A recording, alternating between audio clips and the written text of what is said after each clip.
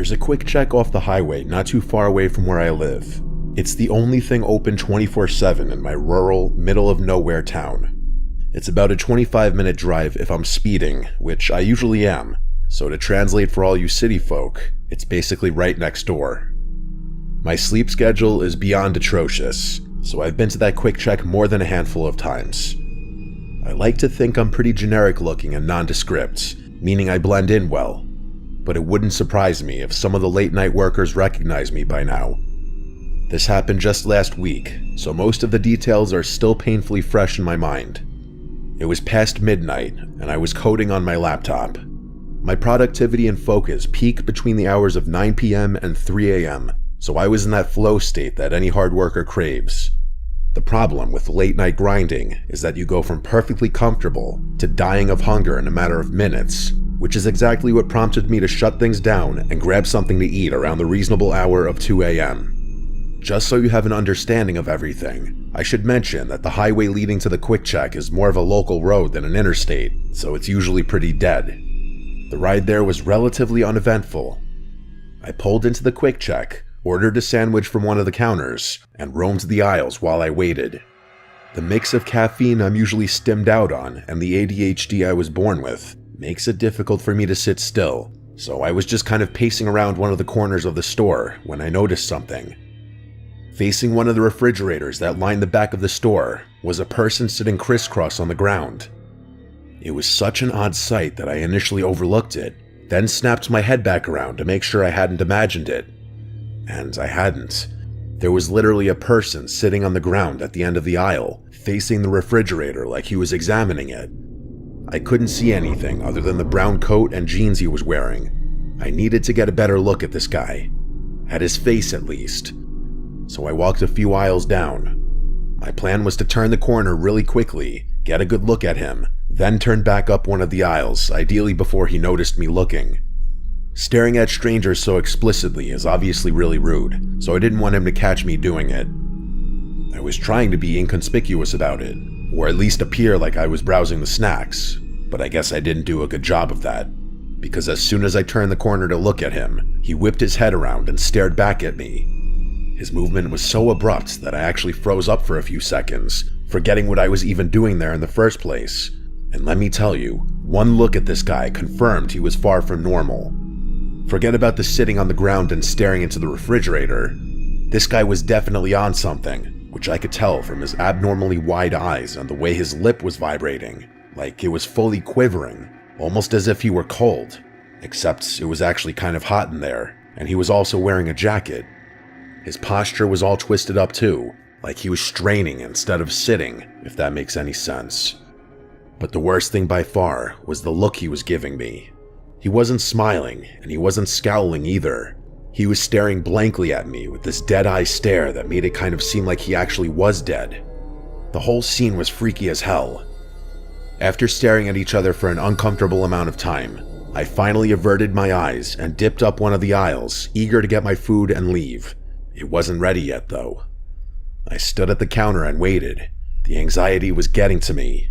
So I angled myself to face the corner of the store where the guy had been sitting. I was half expecting him to emerge from one of the aisles, at which point I'm not sure what I would have done, but he never did. Eventually, my food was ready. I promptly left the store without another thought. I thought that was the end of it, but as I was turning to get back on the highway, I saw something move out of the corner of my eye. I glanced back towards the store and saw a person running full speed from the store entrance to the far end of the parking lot. I was already halfway onto the highway at that point, but as soon as I saw what looked like a brown coat, I knew it was him. As I drove past the quick check, I looked over at it one more time to see that guy was now jumping into a truck. I didn't even want to imagine what a guy like that could possibly be rushing to do at 2 a.m. I was just happy I had nothing to do with it. I sped off, just wanting to get home in peace. After a few minutes, the last of the fluorescent storefront lights faded into darkness behind me, and I was driving through desolate nothingness once again. I'm used to being the only car on the road when it's that late at night, which is why it was so surprising when I noticed headlights in my rearview mirror, but it was even more surprising when I realized the headlights were getting closer, meaning they were going faster than me, and I wasn't exactly driving the speed limit. My first thought was that I was about to get pulled over, so I instinctively slowed down a bit. The headlights kept approaching, and I knew what was about to happen. Police lights were about to start flashing, and my night was about to be ruined. But once the car finally got close enough, I realized it wasn't a cop. It was that guy from the quick check. It was the same car from the parking lot. I've never been more certain of anything in my life. I slammed my foot back on the gas and got back up to speed. The guy behind me started flashing his lights at me and honking, and I didn't know what to do. Try and outrun him or pull over and just pray that he'd keep going. I was in a sedan and he was driving a pickup truck, so I figured I could outrun him. The faster I went though, the more terrified I became. I can only describe that feeling as true terror, the feeling that you're literally approaching death. By the time I'd gotten up to 100 miles per hour, the voice in my head was screaming that I was going to die if I kept accelerating. I swerved into the right lane, hoping he'd shoot by me, but instead, he actually swerved to stay behind me. I started slowing down with the intention of pulling over on the shoulder, but the moment I took my foot off the gas, the truck actually rammed into me. I grabbed the wheel to stabilize the car and realized I was in a life or death situation. The guy tailing me was trying to kill me. Everything was happening so fast. I couldn't think. I knew he was going to try ramming me again, and at that speed, I knew I would be lucky not to spin out. I don't know if it was the terror or my survival instincts kicking in, but the moment I saw him go for it, I swerved to the left and slammed on the brakes. The truck shot past me, and I watched as he swerved back and forth a few times before spinning out and shooting off the highway into the field. Despite how violently my hands were shaking and how terrified I was, I forced myself to start driving again. I sped the entire way home. As soon as I got inside, I called the police and reported the incident, although it's not like I could precisely describe where everything had gone down. They took my statement anyway, and I was happy to give it. I know for a fact that Quick Check had security cameras in their parking lot, so I'm pretty confident they'll end up catching that guy. It's only been a week since this happened, but I haven't heard anything yet. My car isn't dinged up too badly, but I still need to get it repaired. As for why in the world that guy had gone after me, your guess is as good as mine. I just hope I never see him again.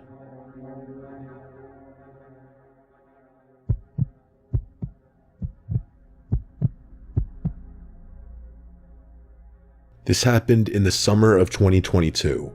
I was 25 and working what I guess you'd call an unusual logistics job. I was hauling refurbished electronics and custom PC parts for this last-mile delivery startup that was trying to compete with Amazon in weird rural markets. The routes were long and completely erratic. Sometimes I'd be driving for 12 hours straight, often through the night, hitting these remote parts of the Southwest that most delivery companies refuse to touch. The pay was decent enough to make it worth it, and I didn't mind the long drive since I had grown up in a road-tripping type family. This particular night, I was deep into the final leg of a Phoenix to Lovington run. It was around 1 in the morning, and I was winding through this desolate stretch of Route 82, past the outskirts of Lincoln National Forest in southern New Mexico. If you've never driven through that area at night, it's hard to describe how isolated it feels. The road is narrow and poorly lit. You might see another car every 20 or 30 minutes if you're lucky, but here's the thing about that particular stretch. It's also the only accessible route cutting through the area for miles. The GPS alternatives would add like 2 hours to the trip, winding you way north through Carrizozo or something like that. So if you needed to get from point A to point B in that part of New Mexico, you pretty much have to take Route 82. Anyway, I was listening to some true crime podcasts when I rounded this bend and saw a red hatchback awkwardly pulled onto the gravel shoulder with its hazards flashing. I slowed down a bit out of habit. As I got closer, my headlights illuminated a woman standing next to the car. She was holding her phone high in the air like she was trying to catch a signal. My first instinct was to just drive past. I mean, I'm not heartless, but I'm also not naive about the kinds of situations you can walk into in that part of the state at that time of night. But then I started thinking about my own girlfriend or my sister and how I would want someone to stop if they were stranded in the middle of nowhere. Plus, I wasn't completely defenseless. I had a Glock 43 holstered just under my steering column. I never explicitly got permission from the company to arm myself, but given some of the areas we delivered to, it seemed like common sense to me. I slowed down and cracked the passenger window a couple inches. The woman, who didn't seem much older than me, rushed over immediately and tried my passenger door handle, which was locked. She said she needed a ride to the nearest gas station and claimed her car had just died and she couldn't get anyone on the phone. Her voice had this jittery quality to it, like she was either really stressed or maybe on something. I hesitated for a few seconds. The situation felt a little off, but what tipped the scale was knowing I had a firearm within reach. I figured if things got sketchy, I'd be able to handle myself, so I unlocked the door. She got in quickly and gave me this vague and slightly slurred "thank you so much" without really looking at me. The way she slurred her words made me think she was drunk or maybe a little tipsy, which made me a little cautious. Before driving away, I asked her some obvious questions. Had she hit something, or did the engine cut out, that sort of thing. But she kept deflecting, repeatedly asking me to just drive. Nothing she said really made sense, and I was leaning towards kicking her out of my car the more she talked. I was about to make a decision when I glanced over at her car one more time. To my horror, a man stepped out from behind it like he had been hiding there the whole time. The adrenaline started to kick, and I turned to face forward. There was another figure that had stepped directly in front of the road about 50 feet in front of us. There was something long in his hands, maybe a bat or a pipe. I couldn't tell exactly. He started moving toward my car, and that's when my survival instinct took over. I floored it. I didn't even try to be subtle about it. The woman whipped around to look back and immediately started yelling. Then she reached down and started digging around in her purse for something. I had a feeling I knew what she was looking for, so before things could escalate, I yelled at her to freeze and drew my gun. I didn't point it at her, but instead just rested it on the steering wheel so she could see it. Whatever she had been reaching for, she stopped immediately. I told her not to move, and she didn't. To my surprise, she stopped talking too. She just stared straight ahead with this expression I couldn't read. Luckily for her, we were less than 30 minutes from Artesia. After a somewhat tense half hour, I pulled into a gas station. There were 2 other vehicles in the lot, both big rigs. I told her to get out. She refused at first and gave me some stupid reason I can't remember, but I leaned across her, yanked the passenger door open, and basically forced her out of the truck. She stumbled back and fell onto the pavement, all the while yelling something completely incomprehensible. Someone started jogging over, probably one of the truckers, and I could already envision the accusations that were about to fly. All that guy had seen was me throwing a woman out of the car, and I didn't want to deal with the situation for a second longer, so I didn't. I yelled out a warning to him about her ill intentions, but that was all I was gonna do. Then I peeled out of the lot before that guy could approach me and didn't look back. I drove to another gas station and started filling my tank. Then I walked over to the passenger side to inspect the seat. Buried between the seat cushions was a burner phone battery and a sealed pack of zip ties. I didn't even want to think about it. I tossed all of it in the trash and got back on the road, eager to be done with the journey. I never reported any of it, not to the police and definitely not to my company. Not because I didn't think it was worth reporting, but because, legally speaking, I didn't really want to explain to a bunch of cops why I was driving around armed or why I'd physically removed someone from my car. I'm not going to get into it, but you can connect the dots on that one yourself. One thing's for sure though, being armed that night may have very well saved my life.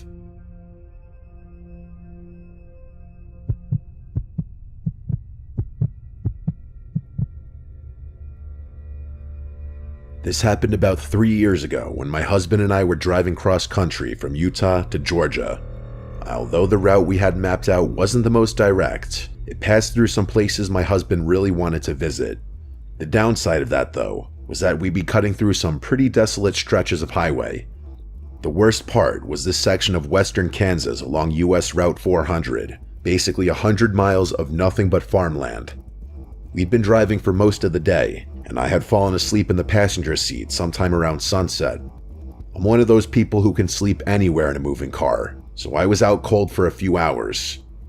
Around 10 at night, I woke up to the car slowing down and realized my husband had pulled into this tiny gas station off the side of the highway. My husband said he was going to grab some snacks and fill up the tank. I figured it might have been my last chance for a while to use a real bathroom, so I got out and headed inside. I didn't bother bringing my phone or purse with me. I was just going to be in and out, so I didn't really see the need. The cashier was this older guy who didn't even look up when I walked in. The bathrooms were tucked down this narrow side hallway toward the back of the store. As I opened the women's restroom door, I almost bumped right into this woman who was coming out of one of the stalls, which wouldn't have been that noteworthy were it not for what she looked like. She had messy, unkempt gray hair that frankly looked kind of disgusting and oddly sticky. She was also wearing these foam flip-flops that made this soft slapping sound when she walked. As if that wasn't bizarre enough, what stood out the most was this thick purple and green coat she was wrapped in. Let me remind you, we were in Kansas in the middle of summer, and it was probably 80 degrees out.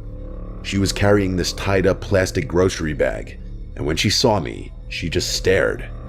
Not like a normal, oh excuse me kind of look, but this locked-on stare that felt weirdly expectant, like she was waiting for me to say or do something specific. I didn't know what I was expected to do, so I just gave her a polite nod and tried to step around her, but she didn't exactly rush to let me through. I figured that was the end of it, that she'd leave me and I could get on with my life. But no, instead of leaving, the woman actually turned around to follow me and stepped toward the sink area. But she didn't turn on the water or look in the mirror or do any of the normal things you do at a sink. She just stood there with her arms at her sides, like she was again waiting for me to do something. I was already feeling uneasy, so I went into the nearest stall and locked it. The second I sat down, I immediately regretted not bringing my phone or anything with me. I had no way to text my husband if something went wrong, and I was starting to get the feeling that something was definitely off about this woman. I sat there for what felt like a few minutes, just waiting for her to leave. Eventually, I heard the soft slap of her flip-flops moving toward the door, then the sound of the bathroom door opening and slamming shut. I waited a few extra moments to make sure she was really gone, and then I realized something. I could still hear breathing. Not my own, someone else's, coming from somewhere in the bathroom. It dawned on me that she had faked leaving. She must have opened and slammed the door to make it seem like she left, but she was still in there, standing silently somewhere near the exit, probably in the corner by the door, just out of my line of sight. I didn't move. I sat in complete silence for a really long time, trying to quiet my breathing because I was terrified at the thought of her hearing me. The whole time, I kept thinking about how stupid I was for not bringing my phone. Eventually, the door was opened and closed again. The breathing stopped too, which sent a wave of relief over me. I still wasn't completely convinced though, so I waited for another half-minute or so. Just as I was about to unlock the stall, I heard a huge gasp, like someone had just been holding their breath, followed by the bathroom door opening and closing again. That's when I truly started freaking out. That woman had pretended to leave the bathroom twice. I had absolutely no idea what she wanted, but the fact that she was playing these games with me made it clear that whatever it wasn't good. I didn't know what to do. Part of me was sure she was gone, but if she had pretended to leave twice, it wasn't crazy to assume she had done it a third time. Finally, the suspense was killing me and I couldn't take it anymore. I unlocked the stall as quietly as I could and stepped out, fully expecting to see her standing there, but the bathroom was empty. I washed my hands as quickly as possible and stepped out of the bathroom. I had no idea where the woman had gone or if she was waiting for me somewhere else in the store. When I got back to the main part of the store, there was this large man checking out at the counter. I lingered by one of the racks near the front until he finished his transaction and walked out. Then I used him as cover to exit the store. I figured if the woman was waiting outside, at least there would be another person around. Part of me thought I was being overly paranoid, but that thought was shattered the moment I stepped outside. As soon as I exited the store, I saw her again. She was lingering off to the side of the front entrance of the store, this time clearly glaring at me.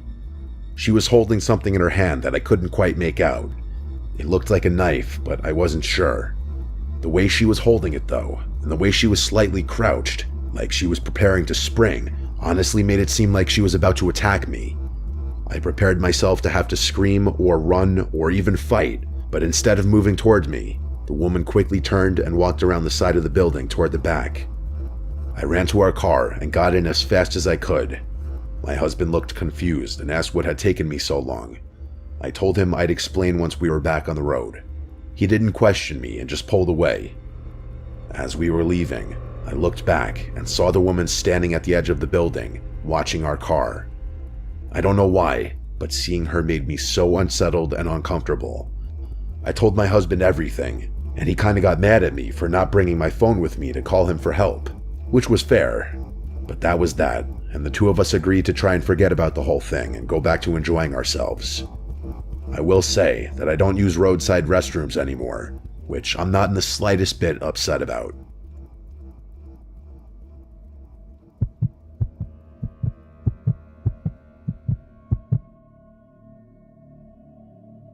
This happened to me in 2020. I was 24 at the time, working for a small logistics company. My job was to deliver automotive parts between cities in the Midwest. Most of the time it was easy work, long drives, decent pay, and nobody breathing down my neck. But that job is also the reason I will never stop at a highway rest area after dark again.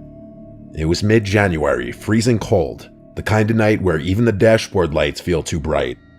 I was driving along the I-80 heading east from Des Moines, on my way to deliver a package to Davenport. The drive was about 3.5 hours.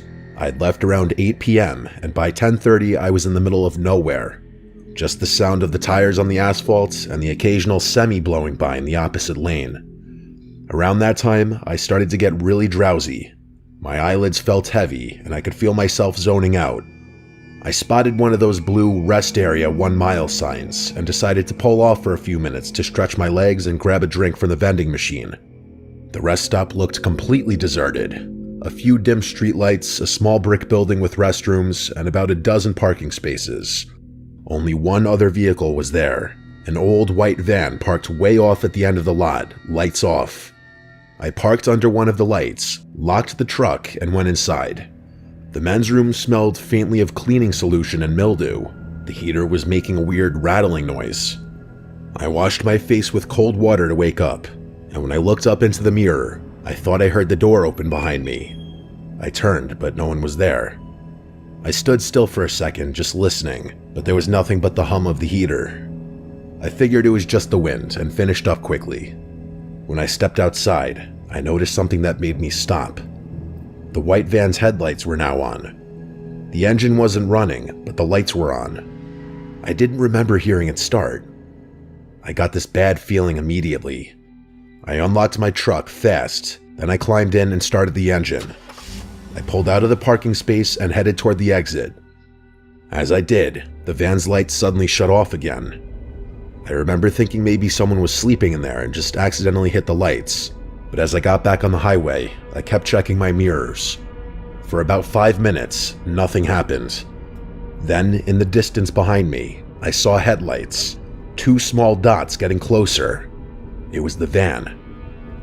At first, I wasn't sure, but as it got closer, I could see it was the same boxy white van. No company logo, no side windows, just a dirty cargo van. It caught up to me fast and got right on my tail. I was already going about 75, but the van stayed inches behind my bumper. Then it switched lanes, sped up beside me, and matched my speed. The driver rolled down his window halfway. I could barely see his face, just a shadow and maybe a baseball cap.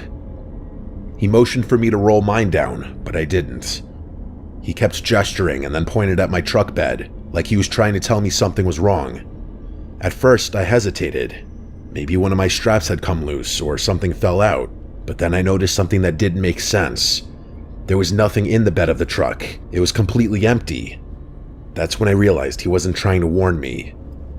I kept driving, pretending not to notice him, but he started honking and drifting closer to my lane.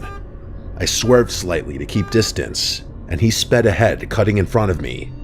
For a second, I thought he was going to slam on the brakes, but then, without warning, he veered onto the shoulder and came to a full stop. I flew past him, my heart pounding.